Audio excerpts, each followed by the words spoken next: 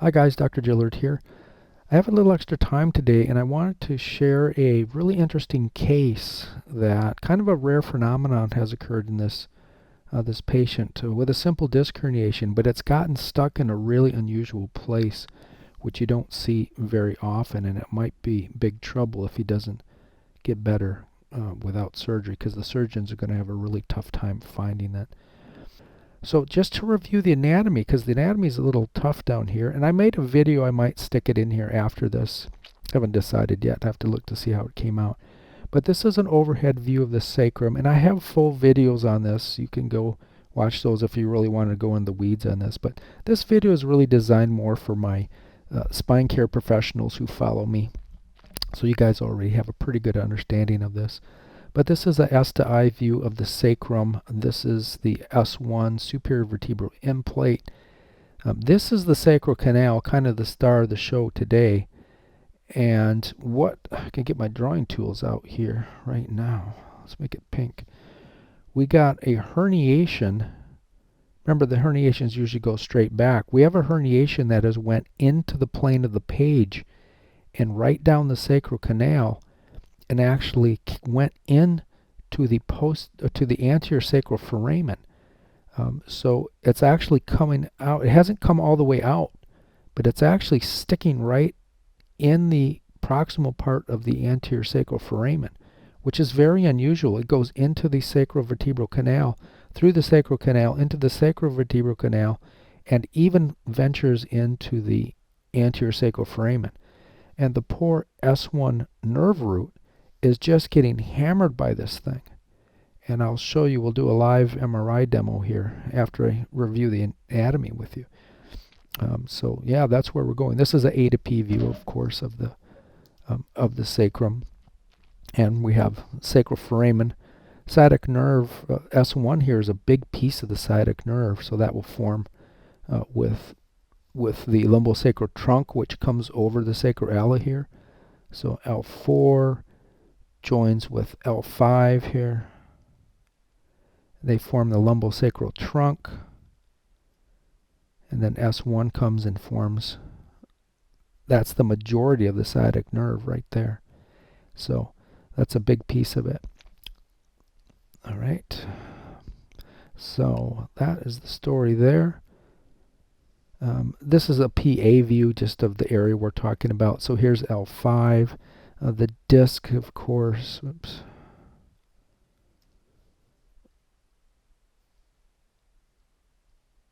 So the disc would be filling the space up right here. Right? So we had a herniated disc that went down through the bone here and is sitting down underneath inside the bone here. If I removed the roof of the sacral canal like we did in this picture, so all of this has been removed.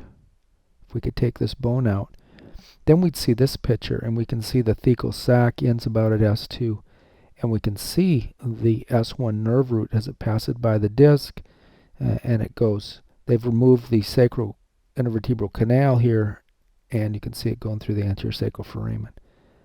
So that's kind of what we're looking at. And remember that when the nerve pushes out of the thecal sac, it takes some of the thecal sac with it. This is a very vulnerable and delicate area. You get a piece of disc herniation here, and the patient can often be in really, really bad pain. And that's exactly where this person's disc herniation is. We'll make it blue. So his disc herniation is basically just all in here. Comes right out of the disc, goes down in here. So really tough to get at for a surgeon. Right? Here's an overhead view we cut. If we go back to this view, so what we did is we cut the top. We'd have to go into the plane of the page, and we've cut this top portion away. And we went down so we can see kind of the canal, how it works. And here's how it works. So this is the sacral canal right there. We have the sacral intervertebral canal. Sacral intervertebral canal splits into a posterior sacral canal and a longer anterior sacral canal, and that's where the ventral root goes. That's the S1 root. That's going to become part of the sciatic nerve. All right? And we have a disc. Now this disc would be coming out of the plane of the page, so it's possible to herniate this disc. We'll make this nucleus pink. So it's possible to rip the disc and get disc material. Now we'd have to go down into the plane of the page, but we can fill that canal up, the sacral canal, and then it can go into the sacral intervertebral foramen, and it can even go all the way into the proximal part of the anterior sacral foramen, and that's exactly where this herniation has went. So very, very difficult for a surgeon to clean this up.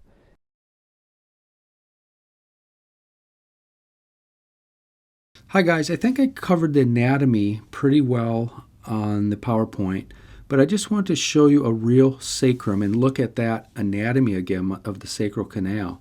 This is a posterior to anterior view of the sacrum, of course. We can see the spinous tubercles. There's S1, 2, 3, 4. You can see that there's a tunnel going down here. That is the sacral canal. There's a roof over the sacral canal, which is sacral lamina. So sacral lamina of S1, S2, S3, and S4. There's no roof over S5. That's a natural occurring sacral hiatus. Anybody see anything weird? Got to teach you something today beside this. Yeah, good. Some of you saw it. We have a natural occurring spina bifida occulta right here, right? And that's a neural tube defect from embryology. In and of itself, it means nothing, but you have to watch for other anomalies if you see one anomaly like that.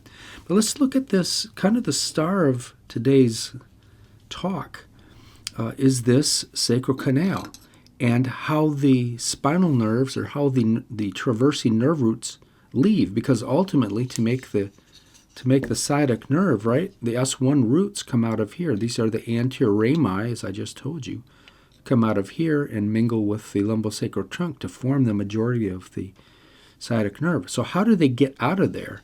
How do they get from here out? Well, they go through two canals.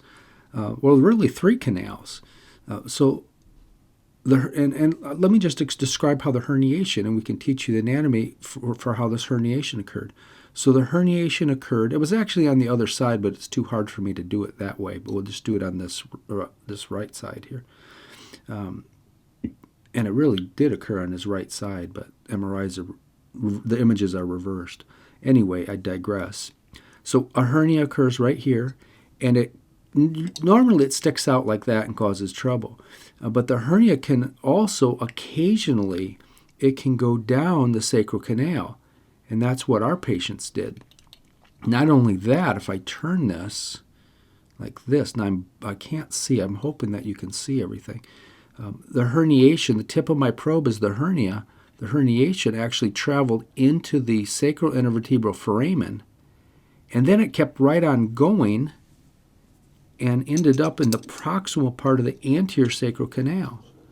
So right about in here is where it ended up. And so there was a long train of herniation material all the way down into here.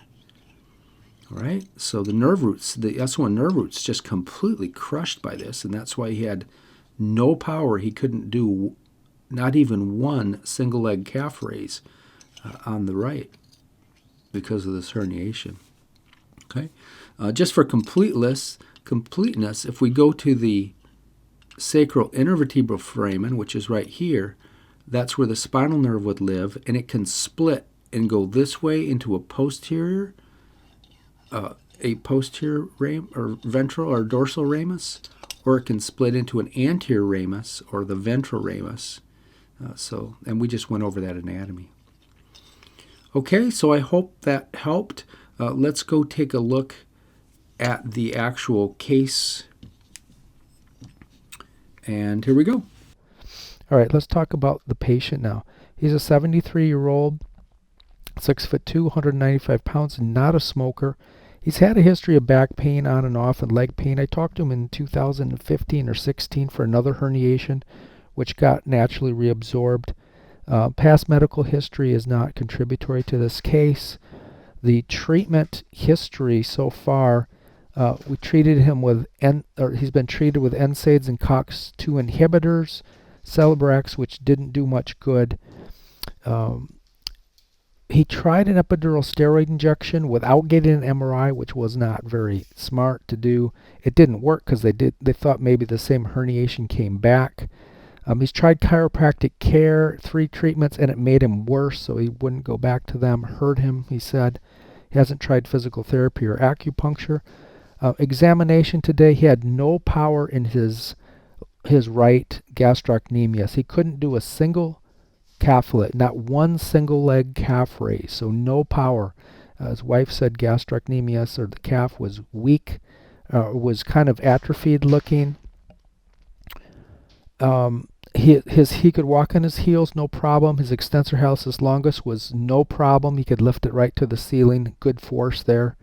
So we suspect an S1 problem. He's able to get out of a chair and go upstairs. His quadriceps were fine. Current complaints were 95% right buttock pain, thigh pain, and leg pain, and foot pain, which was about a 3.5 on a 10 scale. Occasionally, after he walked too far, it would go up to a 7/10. Not any back pain. He had a little bit of back pain, not constant. With walking, it came on more than anything else.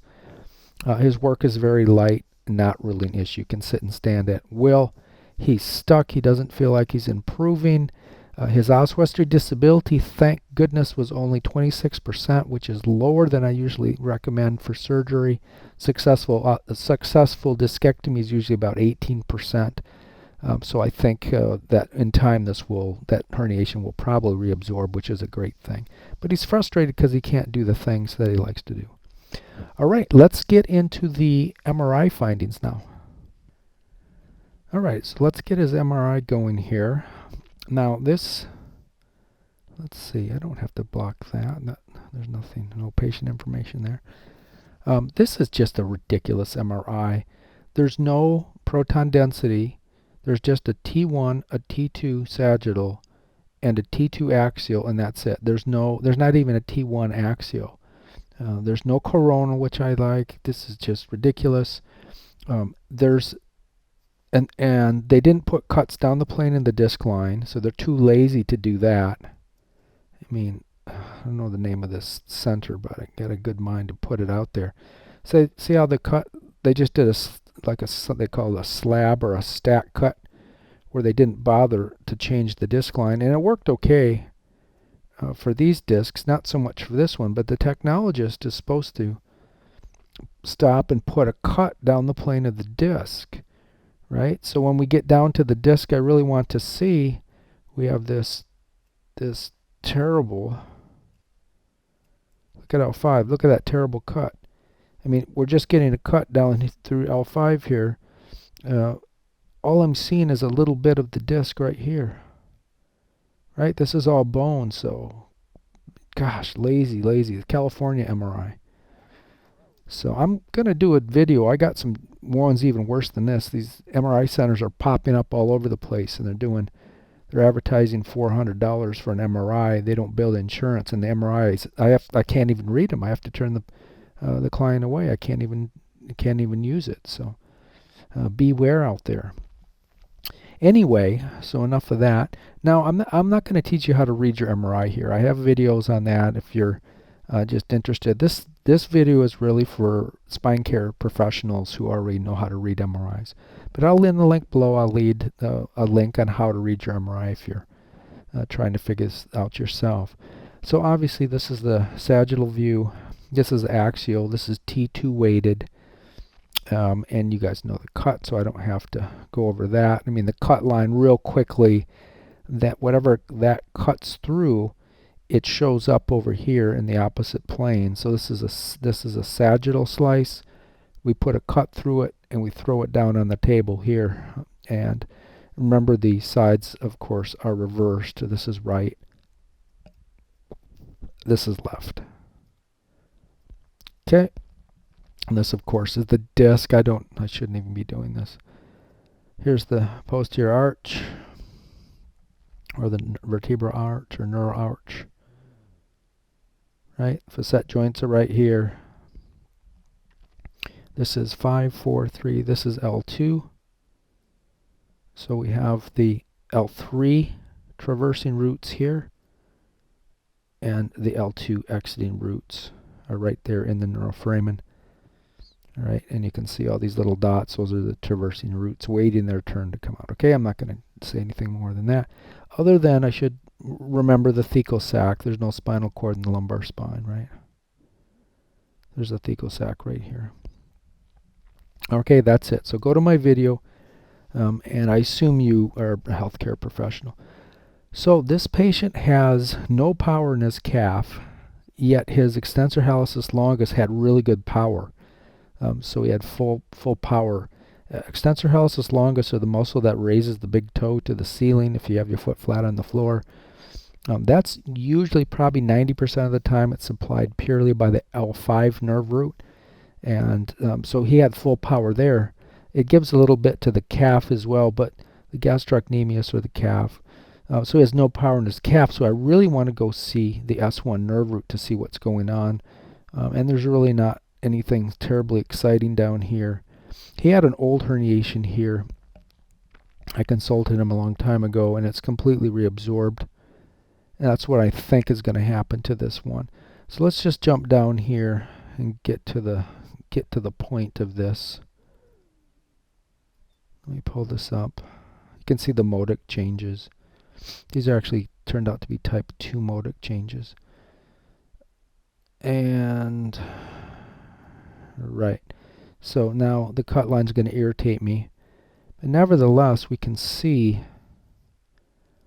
a shadow, right? So that's a herniation.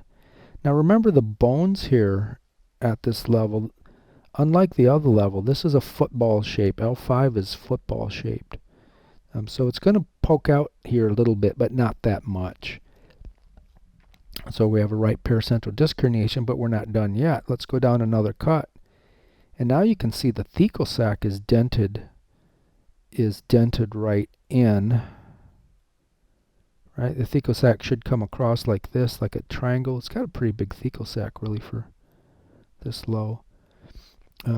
But that's not the way it is it?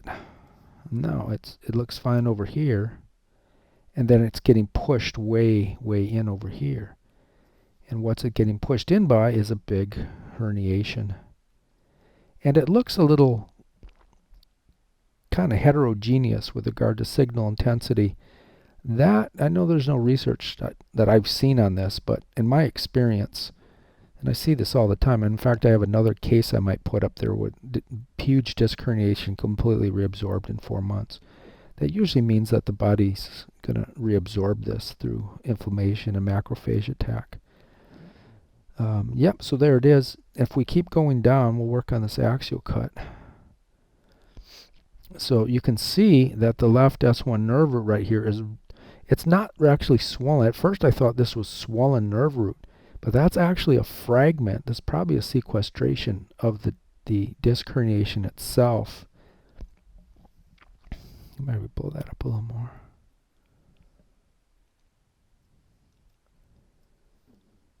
All right, and we can separate. This is, to me, this looks like herniation, and I'll show you. We'll go to the lateral here in a second. And then we'll go yellow for the nerve. The nerve is right there. So we have in the sacral foramen of S1, we have a huge fragment, and that's the whole point of this. If this has to go to surgery, how in the world are they going to get this out? It's not going to be easy to get this out. This is a pretty rare phenomenon here. Like I've only seen a few times I've been doing consulting since 2003. This is the third one I've seen, and this is by far the worst one I've seen. So now let's go look at the sagittal and see what we can see. And there's kind of the two money shots right there. All right, and let's see, we're drawing the herniation in red. So here's the parent of the herniation, and then we got this. This is all herniated nucleus pulposus. Looks like it goes all the way down, but see how heterogeneous it is? It's got like little black specks and light specks and variegated. I teach dermatology, and that would be variegated, is what we'd call it in dermatology. But so that's all herniation. And look, oh my God, look how far it went. It's like almost coming out the anterior sacral foramen. So thank goodness he's only 26 on the osseohistory disability. Thank goodness. I mean, it doesn't look like he's going to have surgery. It's only been since December, so I'm confident that this is going to be reabsorbed by the body. Of course, they send him to a surgeon. He needs to get that lined up just in case things take a turn for the worse here. But yeah, this is just a really ugly looking herniation, and I'm glad he's not doing terrible. There's the nerve root. Maybe a touch swollen there, but yeah, it's really got the nerve root here, and in the S1 sacral foramen and in the anterior sacral foramen as well. So yeah, really interesting case. I hope you enjoyed that. I don't really think there's much more I can say. There's the S1 root. We can follow it there, so it's okay there. It looks maybe a bit swollen to me. And yep, there it is. We just go back between these images and you can see it's getting hammered right there. Matches his symptoms perfectly. There's a little herniation residual from what he had before up here at 4. There's not much room, right? It's pretty bad lateral stenosis in both levels. But this is the L5 root. That's the L4 root. They're fine. Even though it looks horrible here, he's doing fine. He has no signs of L5 problem at all. His extensor hallucis longus is perfect. Doesn't have any foot drop. L4 is fine. So even though it looks terrible, I mean, I see this all the time. It looks horrible, and they're fine. So you can just never tell by looking at MRI. You have to figure, it has to match the clinical symptoms. The history and the examination findings are the key to figuring this out and getting these people treated correctly. We could take a quick peek at the T1. I don't think it's going to show anything more, but other than what type of motor change is that? I think I already told you. Oh, it's kind of a mix though, isn't it? Because white stays white. That's type 2 modic. That looks like type 1, wasn't that? That was white before, now it's black. So he's got a mix, but that's not why we're here. Let's take a look at that monster one more time. And yep, there it is. Now you can really see it on the T1. There's kind of the parent of it that we saw before. And that's all herniation. Through the sacral canal, into the sacral neuroforamen. And some of it's poking in that posterior, or that anterior sacral foramen as well. So, pretty crazy. Alright, that's about all I have to say. Looks like it's got a little far lateral one too, right? Right there. But again, even though there's the exuding L5 root, it looks fine. Doesn't have much wiggle room, does it? Same with L4, but he seems to be neurologically fine with those nerve roots. It's just got an acute inflammation from this, and I have a feeling that he's going to do fine. I'll put an update. I'll pin it up to the top in 6 months or so just to let you know how this one came out. And again, if you have any comments, just feel free to leave them down below, and I will try to answer. All right, we'll see you in the next video. Thanks for watching.